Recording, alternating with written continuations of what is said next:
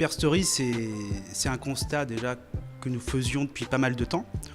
On remarquait que des opérations que l'on pouvait faire événementielles, engageantes, exceptionnelles, étaient de plus en plus reprises sur les réseaux sociaux.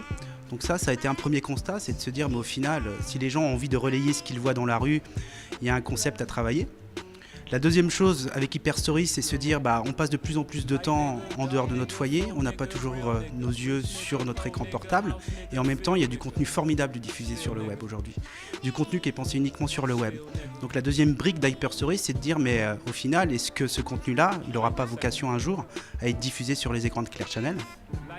Et puis Hyperstory, j'aurais tendance à dire, c'est une troisième chose aussi, c'est de se dire que quand je vous disais que le contenu était pensé pour le web, il y a notamment beaucoup de native advertising aujourd'hui qui ne vit que sur le web, et au final on en parle dans notre vie au quotidien avec nos amis, avec notre famille, on parle des choses que l'on a vues sur internet, sur les téléphones mobiles. Pourquoi pas se dire que demain les gens auront aussi envie de voir ce contenu sur d'autres supports numériques et notamment ceux de Clear Channel. Après, derrière le mot partenariat, j'aurais tendance à dire que c'est avant tout une aventure et des rencontres. On a tendance chez Clear Channel en tout cas, à considérer qu'on ne peut pas faire les choses seul. La révolution de notre média, elle ne s'opérera jamais dans notre garage. Et donc on a rencontré des gens exceptionnels, on a fait part de nos idées, on leur a dit qu'on avait des intuitions, qu'on voulait les transformer en convictions.